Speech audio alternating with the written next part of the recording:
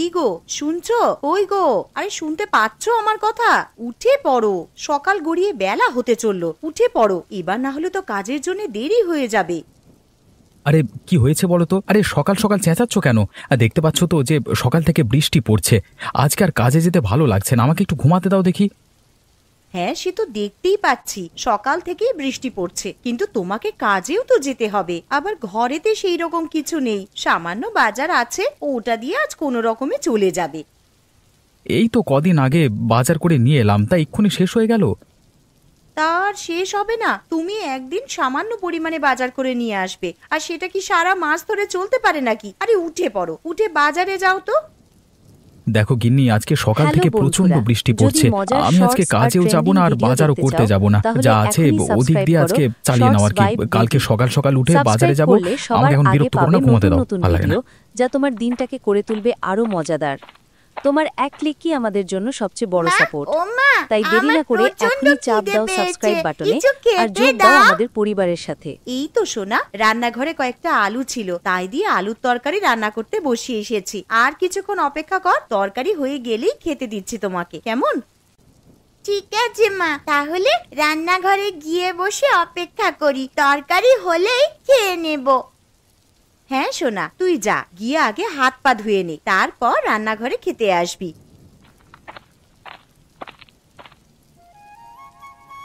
মালতীমা, ও মালতীমা, বাড়িতে আছিস? একবার বাইরে আয়। হ্যাঁ মালতীমা, একবার বাইরে বেরিয়ে আয় তো। আরে এটা তো বাবা মার মতন গলার আওয়াজ মনে হচ্ছে, যাই একবার বাইরে গিয়ে দেখি।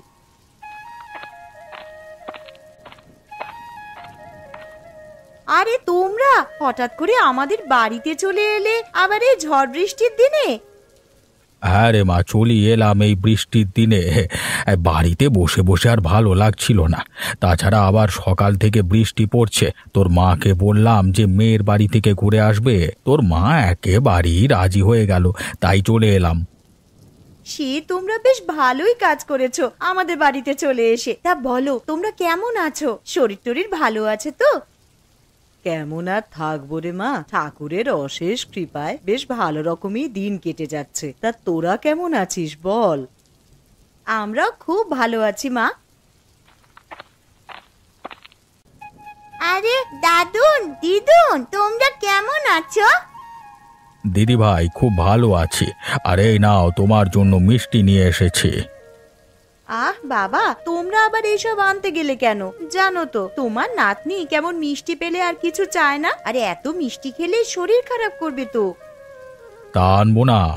আমার 5টা নয় 10টা নয়, একটা মাত্র নাতনি, তার জন্য তো এতটুকু করতেই পারি। আর কটা হাঁস এনেছি, আর এই থলের মধ্যে কিছু জিনিস আছে, ঘরে নিয়ে চলো। ও মা, তোমরা আবার হাঁস আনতে গেলে কেন গো? কেন রে, বিয়ের আগে তুই তো হাঁস পুষতে ভালোবাসতিস, তাই নিয়ে এলাম। ঠিক আছে ঠিক আছে, পরে কথা বলবো, তোমরা এখন ঘরে চলো, বাইরে প্রচন্ড বৃষ্টি পড়ছে।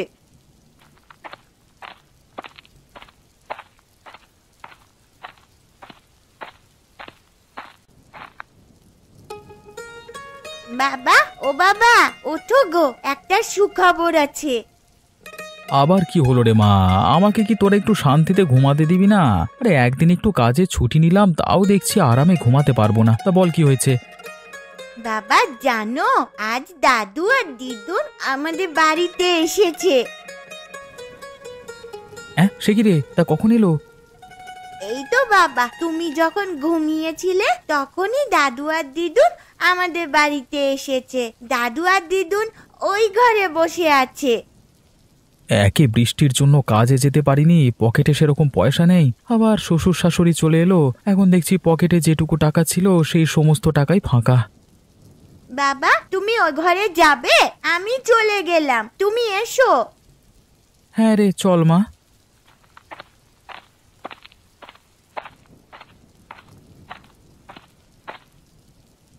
আরে এই তো জামাই চলে এসেছে। তা বাবা মা আপনারা কেমন আছেন বলুন? আর আসতে কোনো অসুবিধা হয়নি তো?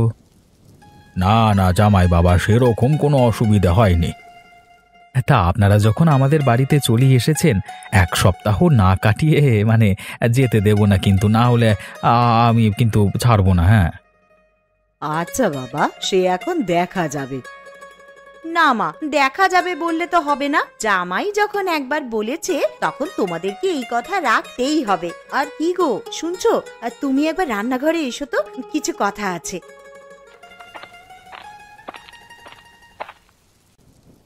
যাও, তোমার শ্বশুর শাশুড়ি এসেছে, তাদের জন্য দোকান থেকে কিছু বাজার করে নিয়ে এসো। বাড়িতে তো সেরকম ভালো মন্দ কিছুই নেই। আচ্ছা গিন্নি, তুমি তো জানো আমার পকেটের অবস্থা, দুদিন ধরে কাজে যাইনি। এখন তুমি কি করে বলছো যে ভালো মন্দ বাজার করে নিয়ে আসতে? দেখো, আমি অত শত কিছু জানতে চাই না, তুমি ভালো মন্দ কিছু বাজার করে নিয়ে আসবে, ব্যাস। এখন যে আমি কি করি, হাতে দুটো পয়সা নেই যে ভালো মন্দ বাজার করব। কি গো, কি ভাবছো? আগের মাসে তোমার বোনেরা যখন এসেছিল তখন তো বেশ ভালো মন্দ বাজার করেছিলে, তখন তো আমি কিছু বলিনি। এখন আমার মা বাবা এসেছে আর ভালো মন্দ বাজার করবার মতন টাকা তোমার কাছে নেই। ঠিক আছে, তুমি বরং বাজারের ব্যাগটা আর ছাতাটা নিয়ে এসো, আমি বাজারের দিকে যাচ্ছি।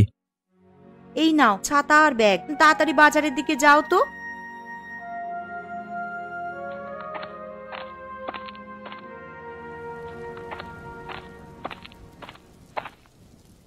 হ্যাঁ রে মালতী, জামাইকে দেখলাম হাতে ব্যাগ নিয়ে মাথায় ছাতা দিয়ে বাজারের দিকে যাচ্ছে। তুই এই বৃষ্টির দিনে ওকে বাজারে কেন পাঠালি রে? মা, আমি পাঠাইনি, তোমার জামাই বলল এতদিন পর আমার বাড়িতে শ্বশুর শাশুড়ি এসেছে, আর কিছু ভালো মন্দ খাওয়াবো না, তাই তো হাতে ব্যাগ নিয়ে আর মাথায় ছাতা দিয়ে বাজারের দিকে গেল। আরে দূর থেকে কে ছাতা মাথায় দিয়ে আসছে এত বৃষ্টির মধ্যে? মনে হচ্ছে তো দীপক। আরে প্রশান্ত, তুই কোথায় গেছিলিস এত বৃষ্টির মধ্যে? এই যে দেখ না দীপক, বাড়িতে কুটুম এসেছে, তার জন্য বাজারে এসেছিলাম মাছ কিনতে, কিন্তু কাঁচা সবজি বাদে কিছুই বাজারে পেলাম না। তুমি ঠিক বলছো প্রশান্ত। আরে আমার বাড়িতে তো শ্বশুর শাশুড়ি এসেছে, আমার বউ আমাকে পাঠালো কিছু ভালো মন্দ বাজার করবার জন্য। হ্যাঁ, তুমি বলছো কাঁচা সবজি বাদে আর কিছু নেই বাজারে? হ্যাঁ রে দীপক, আমি ঠিকই বলছি। আরে তোর পিসিমার বাড়ি আমাদের পাশেই তো, ওনার খুবই শরীর খারাপ, তুই একবার গিয়ে দেখে আয়, বুঝলি? হ্যাঁ রে প্রশান্ত, আমিও শুনেছি পিসিমার শরীরটা খারাপ। দেখতে যাবো করে আর যাওয়া হয়নি, মানে যেতে হবে, বুঝলি? হ্যাঁ তুই যা, আর বাজারে তো ভালো মন্দ কিছু বসেনি, তুই একবার পিসিমার বাড়ি ঘুরে যা, বুঝলি?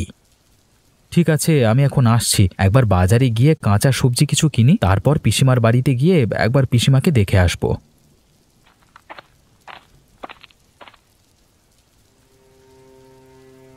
লোকটা কোথায় যে গেল? এত বেলা হয়ে গেল, ঘরেতে সেরকম কিছু ভালো মন্দ নেই যে রান্না করব। কি রে মা, কি এত চিন্তা করছিস? না মা, সেরকম কিছু নয়, আসলে বেলা হয়ে গেল তো, আর তোমার জামাইও তো সেই কখন বাজারে গেছে, এখনো বাড়িতে ফিরলো না। কি যে রান্না করব সেটাই ভাবছি। সে নিয়ে তুই অত চিন্তা করিস না, বাইরে এত বৃষ্টি পড়ছে দেখতেই তো পাচ্ছিস, হয়তো জামাই আমার বাজার করতে গিয়ে কোথাও আটকে গেছে এই বৃষ্টির জন্য। মা, তোমার জামাইকে আমি ভালো করেই জানি, দেখো গিয়ে হয়তো চায়ের দোকানে বসে বন্ধুদের সাথে আড্ডা দিচ্ছে। তাহলে মা, আজকে কি রান্না করব? বাড়িতে যা আছে তাই দিয়ে কিছু কর না একটা। বাড়িতে চাল ডাল আর আলু ছাড়া আর তো সেরকম কিছুই নেই। একটু ঝাল মশলা থাকলে, তুমি যে কটা হাঁস এনেছিলে তার মধ্যে থেকে একটা হাঁস রান্না করে খেতাম, কিন্তু সেই সমস্ত মশলাই তো নেই। এসব কথা ছাড় মা, তুই এখন যা আছে ওইগুলো দিয়েই দুপুরের জন্য কিছু একটা রান্না কর। আচ্ছা মা, ঠিক আছে, তুমি বরং বসার ঘরে গিয়ে একটু বিশ্রাম নাও, আমার রান্না হয়ে গেলেই তোমাদেরকে ডাকবো খাওয়ার জন্যে।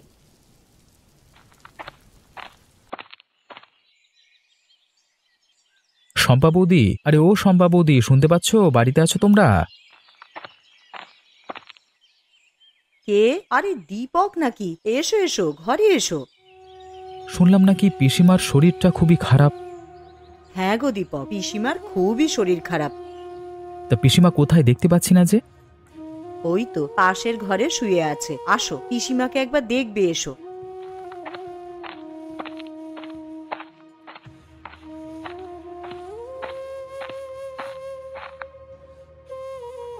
পিসিমা, ও পিসিমা, কেমন আছেন? কেমন আর থাকবো বাবা, উপরওয়ালা কবে যে আমাকে নিয়ে যাবে আমি সেইটার জন্যই শুধু অপেক্ষা করছি। এরকম কথা বলতে নেই পিসিমা। দেখো না দীপক, এই যেদিন থেকে শরীরটা একটু বেশি খারাপ হয়েছে সেদিন থেকে সমানে বলে যাচ্ছে যে কবে আমাকে নিয়ে যাবে ওপরওয়ালা। আচ্ছা বৌদি, দাদা তো শহরের বাইরে কাজে আছে, তা দাদাকে চিঠি পাঠিয়ে বলেছো যে পিসিমার শরীর খারাপ? হ্যাঁ দীপক, আমি কালকেই চিঠি পাঠিয়েছি, তবে তোমার দাদাকে ছুটি দেবে কিনা তা বলতে পারছি না।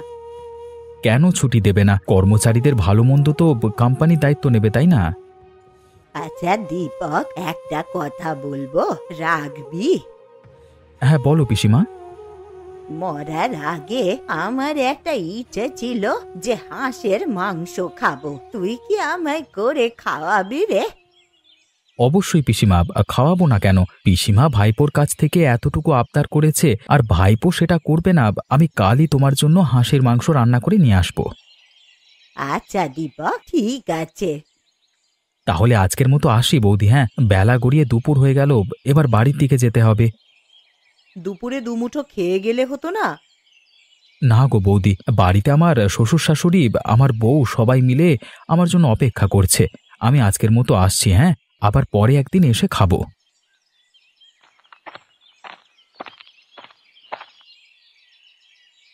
কই গো গিন্নি, আমি চলে এসেছি। এই নাও বাজারের ব্যাগটা নাও। এই যে মহারাজের আসার সময় হলো এতক্ষণে, তা বলি বাড়িতে কি রান্না হবে সে বিষয়ে আপনার কিছু হুঁশ ছিল? আরে গিন্নি, রাগ করছো কেন? আমি একবার পিসিমার বাড়িতে গেছিলাম। তা পিসিমার বাড়িতে হঠাৎ গেলে কেন?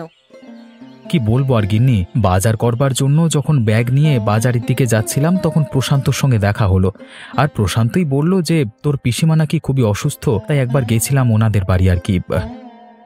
তা গিয়ে কি দেখলে ভালো আছে পিসিমা? দেখে তো মনে হলো শরীর প্রচণ্ডই খারাপ, আর পিসিমা আমার কাছে একটা আবদার চেয়েছে। পিসিমা আবার কি আবদার করেছে গো তোমার কাছে? বলেছে যে আমাকে একদিন হাঁসের মাংস করে খাওয়াবি। আমি বলেছি কেন খাওয়াবো না। ঠিক আছে, তাহলে আমার মা যে কটা হাঁস এনেছে তার মধ্যে থেকে একটা কেটে রান্না করে পিসিমাকে দিয়ে আসবে। তা কবে পিসিমাকে করে খাওয়াবে হাঁসের মাংস? কাল কি করে খাওয়াবো, কারণ শয্যাশায়ী মানুষ আমার কাছে আবদার করেছে, না খাওয়াতে পারলে আমারই খারাপ লাগবে। তাহলে আজ রাতেই বরং হাঁসের মাংস রান্না করে রাখি, কাল সকাল সকাল উঠে তুমি পিসিমার বাড়িতে গিয়ে দিয়ে আসবে। ঠিক আছে গিন্নি, সে না হয় করবো। তুমি এখন আমাকে গামছাটা দাও তো, আমি এখন স্নান করে আসি, এসে খেতে দেবে। খিদের জ্বালায় পেটে ছুঁচো ডন দিচ্ছে আমার।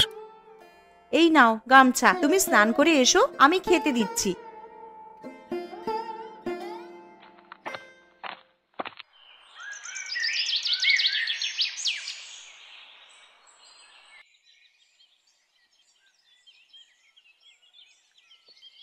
গিন্নি, তোমার মা আর বাবার খাওয়া হয়ে গেছে তো?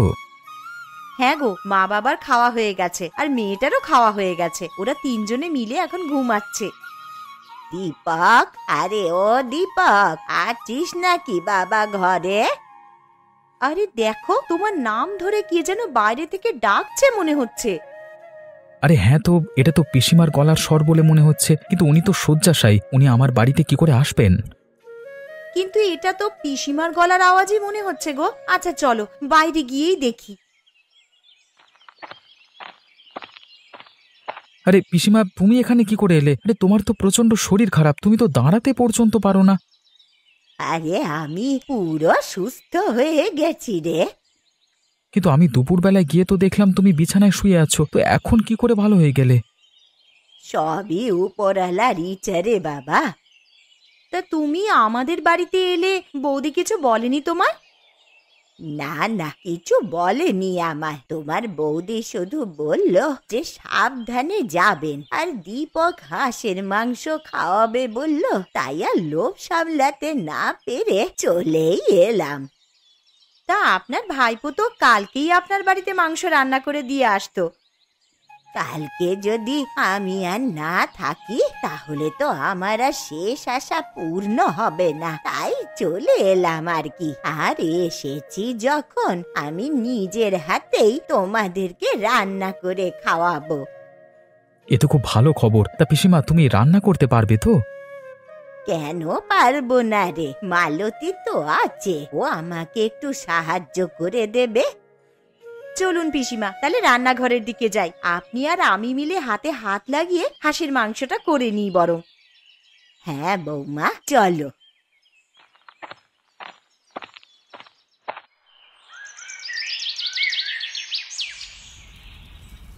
তাহলে হাঁসের মাংস তো রান্না হচ্ছেই, তা তার সাথে খাওয়ার জন্যে কি করা হবে বৌমা?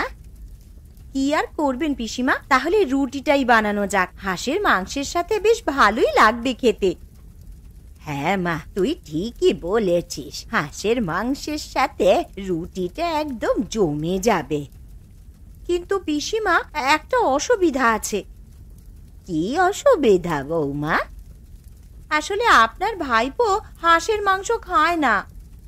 কে খায় আর কে না খায় সে দেখাই যাবে খেতে বসে। এখন রান্নাটা আগে করে নি। আরে বেয়ান, রান্নাটা যা করেছেন না, গন্ধেতেই তো অর্ধেক পেট ভর্তি হয়ে গেল। আমার এদিকে রুটি করা হয়ে গেছে। ও পিসিমা, আপনার কত দূর? আমারও এইদিকে প্রায় হয়েই এসেছে। বৌমা, তুমি বরং ওদেরকে নিয়ে গিয়ে খেতে বসাও, আমি খাবারগুলো নিয়ে যাচ্ছি। ঠিক আছে পিসিমা, তবে সাবধানে। কিন্তু আমার জন্য আলাদা করে কিছু তরকারি করনি? না, তোর জন্যে আর কিছু আলাদা করে করা হয়নি। হাঁসের মাংসের ঝোল দিয়েছি, ওই দিয়েই রুটিটা খা।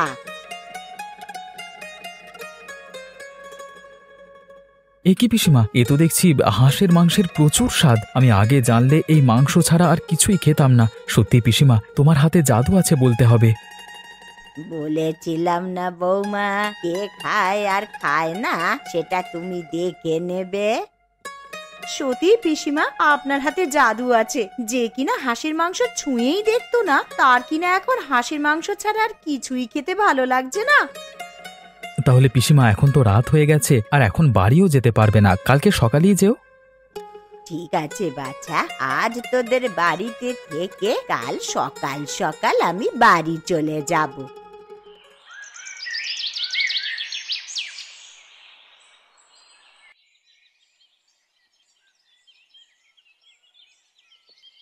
ও বাবা, চোখটা বন্ধ করতে না করতেই ভোর হয়ে গেল। কখন যে রাতটা কেটে গেল টেরই পেলাম না। যাই, এবার এঁটো বাসনগুলো আবার মেজে রাখি। আবার ওদিকে পিসিমাও আছেন, তার জন্য একটু জল খাবারও করে দিতে হবে। তানিশা, ও তানিশা, তোর পিসিকে ডেকে তোল না রে। মা, ও মা, পিসি তো আমার কাছে শুয়ে নেই। কি বলছিস? বিছানায় নেই মানে? আরে তোর পাশেই তো শুয়েছিলেন। আরে বাইরে গিয়ে দেখ আছে নাকি। বাইরে কি করে যাব মা, ঘরের দরজা তো ভেতর থেকে আটকানো। তাহলে তানিশা, তুই একবার বাইরে গিয়ে দেখে আয় তো পিসি আছেন কিনা।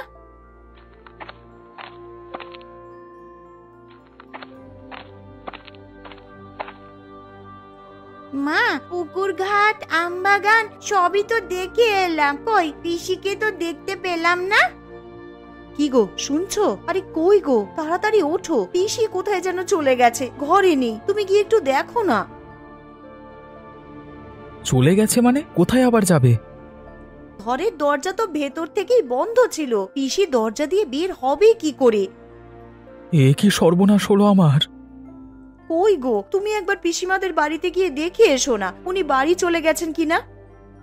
হ্যাঁ হ্যাঁ, তুমি ঠিকই বলেছ, আমি একবার পিসির বাড়িতে গিয়ে দেখে আসি। আরে দূর থেকে ওটা কে যেন এদিকে আসছে, দেখে তো মনে হচ্ছে প্রশান্ত। যাই, একটু সামনে গিয়ে দেখি।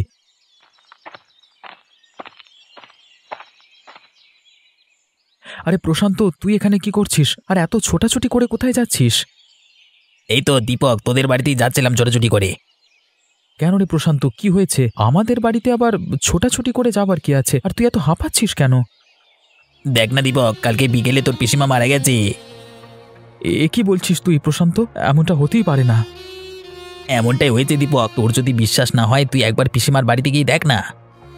ঠিক আছে প্রশান্ত, আমার এখন তাড়া আছে, তাহলে তুই যা, গিয়ে আমার বাড়িতে খবর দে, আমি পিসিমার বাড়িতে যাচ্ছি। ঠিক আছে দীপক, তুই যা, আমি তোর বাড়ির দিকে যাচ্ছি।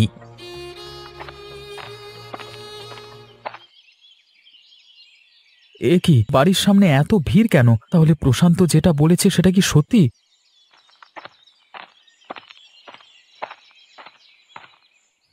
বৌদি, ও বৌদি, পিসিমার এমন অবস্থা হলো কি করে?